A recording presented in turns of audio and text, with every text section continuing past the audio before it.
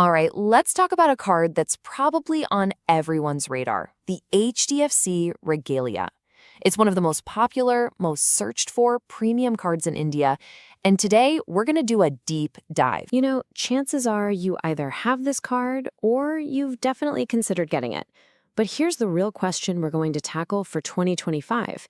Is it still the right choice for you? And we're going to figure that out in just the next 5 minutes. We've done the homework, we've gone through the fine print, so you get nothing but the straight facts, no fluff. Okay, so let's get right into it. What do you actually get with this card? Let's unpack the rewards, the travel perks, the whole deal. So the value of the Regalia really stands on 4 main pillars. You've got your reward points on pretty much everything, some really nice travel benefits, solid insurance coverage, and bonuses for hitting spending targets. We're going to break these down one by one. First up, and this is a big one for a lot of people, lounge access. You get 18 visits a year. Now, that's split between 12 for domestic travel within India and another 6 for international lounges with your priority pass. If you travel even a little bit, this perk alone can be a massive win. Now, here's something a lot of people tend to overlook, the insurance that comes with it. We're talking a 1 crore rupee air accident cover. Plus, you get emergency hospitalization coverage. Look, you hope you never ever have to use this stuff, but knowing it's there, that's a pretty significant safety net. All right, what about using this card abroad? The foreign exchange markup fee is 3.5%.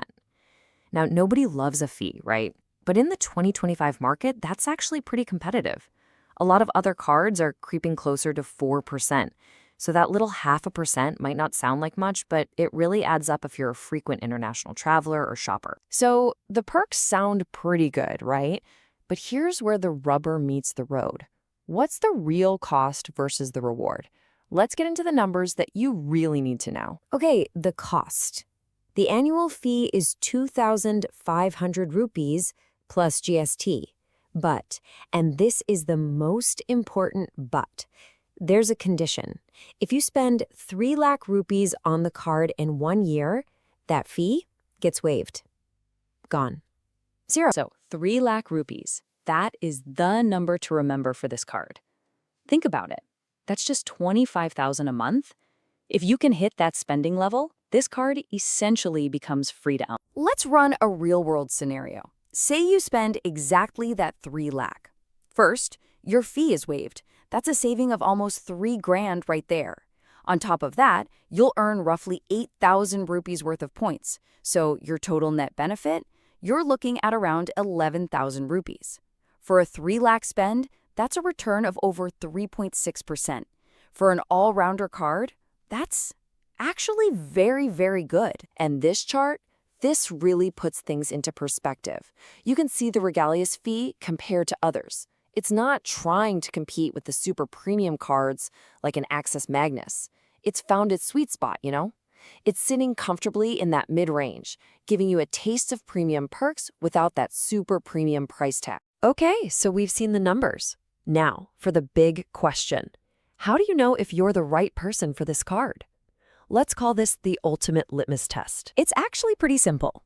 You should absolutely get this card if you're a frequent traveler who'll use those lounges, you consistently spend more than 25,000 a month, and you just want one solid, reliable card that does a bit of everything. On the other hand, you should probably skip it if your monthly spends are usually under that 25K mark, you're someone who just wants straight cash back without fussing over points, or you want to really maximize rewards in one specific area like groceries or fuel. But we have to be real here. There are a few red flags to keep in mind. First, that fee waiver target, it's a hard line. If you miss it, the value proposition of the card takes a big hit. Second, how you redeem your points matters a lot. Cashing them out gives you a really poor value. You get way more bang for your buck with travel. And finally, those lifestyle benefits like dining discounts, they depend on partners, and those partners can change. So don't count on them forever. All right, we've covered the perks, the costs, who it's for, and who it's not for. So let's bring it all home. What's the final verdict? Is the HDFC Regalia worth it in 2025? I think this quote just nails it.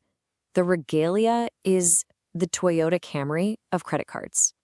Seriously, it's not a flashy sports car, it's not going to turn heads, but it is super reliable, it's been around forever, and it just works. It does everything you need it to do and does it well, without any drama. So, taking everything into account, the balanced features, the fair cost, and that rock-solid reliability, our 2025 rating for this card is a very strong 4.2 out of 5. So what should you do right now? Here's your action item. No more guessing. Literally, open up your bank or credit card app and look at your total spends for the last 12 months. Just add it up. If that final number is over 3 lakh rupees, the math is clear. This card pays for itself. And that brings us to the final question, which is really one for you to answer. Is the Regalia the perfect, reliable workhorse for your wallet, or is it time to look for something better? The answer isn't in my words. It's right there in your spending history.